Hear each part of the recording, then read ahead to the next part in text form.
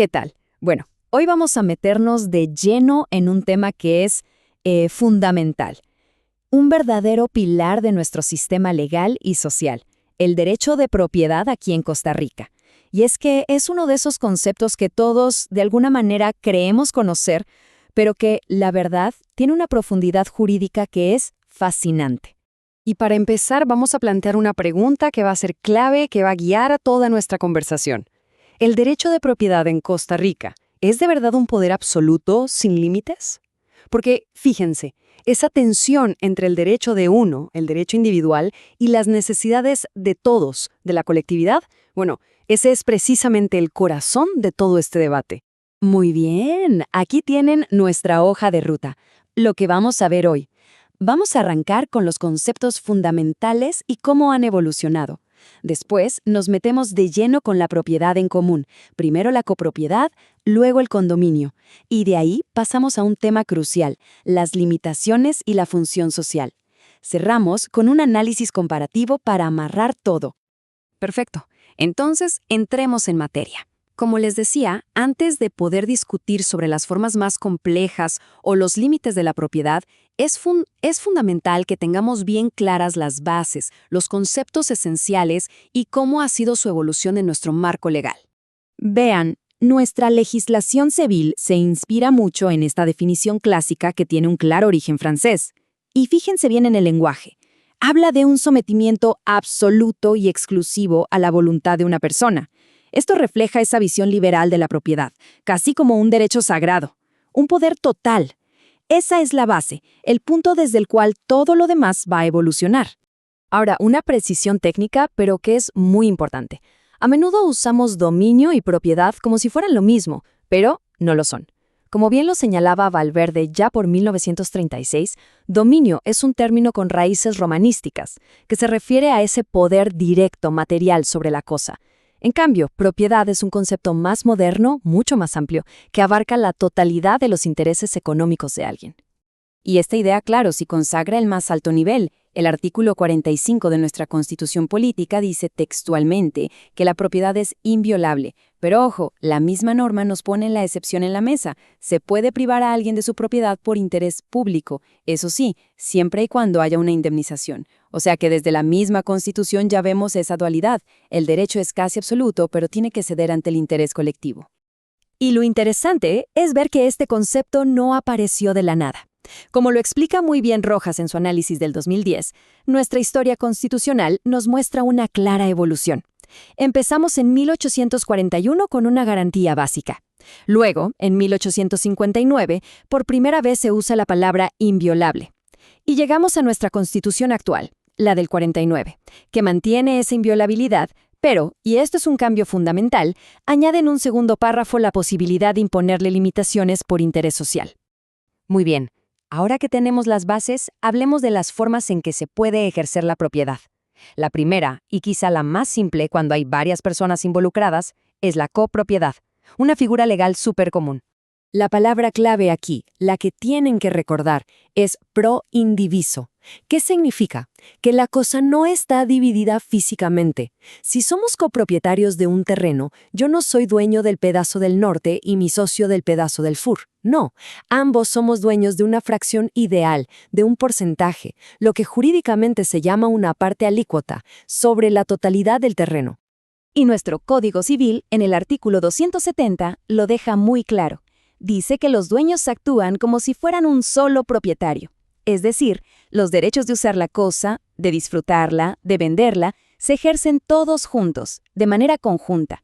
Y, lógicamente, cada uno recibe beneficios y asume las cargas según la proporción que le corresponde. Perfecto. Ahora pasemos a una forma de propiedad en común que es bastante más estructurada, más compleja y que sin duda responde a las necesidades de la vida urbana moderna. Me refiero, por supuesto, a la propiedad en condominio.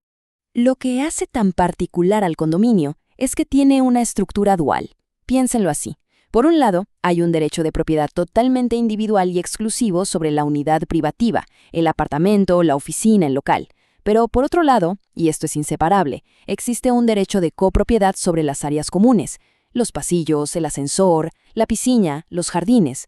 Como bien lo explica Álvarez, son dos derechos que no se pueden separar. Aquí vale la pena hacer una aclaración para no confundirnos. Aunque a veces se use condominio como un simple sinónimo de copropiedad, como nos recuerda Brenes, en la práctica jurídica es vital hacer la distinción. Una cosa es la copropiedad simple que vimos antes y otra muy distinta es la propiedad en condominio, que es este régimen especial mucho más complejo y que está regulado por una ley propia. Y todo esto nos lleva de vuelta a la pregunta con la que empezamos, ¿recuerdan?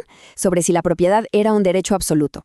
Pues aquí es donde vemos la gran transformación, lo que algunos autores llaman la metamorfosis del derecho de propiedad, su paso de un concepto individualista a uno funcional. El concepto que lo cambia todo es el de función social. Rojas lo resume de una manera muy clara. Ser propietario ya no es solo tener un poder, ahora también implica un deber. Claro que se puede usar el bien para satisfacer necesidades propias, pero ese derecho tiene que convivir, tiene que armonizar con los intereses de la sociedad. Y de nuevo, el fundamento de esto está en la Constitución. El segundo párrafo del artículo 45 es el que le da la potestad a la Asamblea Legislativa para imponer estas limitaciones. Pero fíjense en el candado que le pone. No es cualquier cosa. Se requiere una mayoría calificada, el voto de 2/3 de los diputados. Esto es una garantía para que el derecho no se limite de forma arbitraria. Y estas limitaciones no son algo abstracto, las vemos en el día a día. Por ejemplo, las limitaciones urbanísticas, que nos dicen qué tan alto podemos construir, o los retiros obligatorios para proteger un río, o cuando se prohíbe demoler un edificio porque es patrimonio histórico, o las simples normas sanitarias. Todas estas son manifestaciones de cómo el interés común moldea el ejercicio del derecho de propiedad. Bueno, ya que hemos recorrido los conceptos, las formas de propiedad y sus límites, vamos a sintetizar. Una buena forma de consolidar todo esto es haciendo una comparación directa para que las diferencias entre estas figuras queden clarísimas. A ver, esta tabla es súper útil. Revisémosla juntos. Primero, el objeto del derecho. En la copropiedad simple lo que se tiene es una cuota ideal, ¿cierto? En el condominio no. Se es dueño de una unidad privativa más una parte de las áreas comunes. Y en una sociedad, pues es otra cosa. Lo que se tienen son acciones o cuotas. Luego, la administración cambia radicalmente. En la copropiedad, las decisiones son más informales, por mayoría o unanimidad. En el condominio ya tenemos una estructura formal, con asamblea y administrador. Y en la sociedad, ni se diga, una junta directiva. Y por último, la disposición. En la copropiedad, yo puedo vender mi cuota ideal. En el condominio, vendo la unidad completa, es inseparable. Y en la sociedad, lo que vendo es mi participación social. Entonces, si tuviéramos que resumir la idea clave de hoy, sería esta. El derecho de propiedad en Costa Rica ya no es ese poder absoluto e individualista de la definición clásica. Ha evolucionado. Hoy es un derecho que tiene que coexistir con una función social. Y esa evolución ha permitido crear figuras jurídicas más complejas, como el condominio, que son súper necesarias para la vida moderna.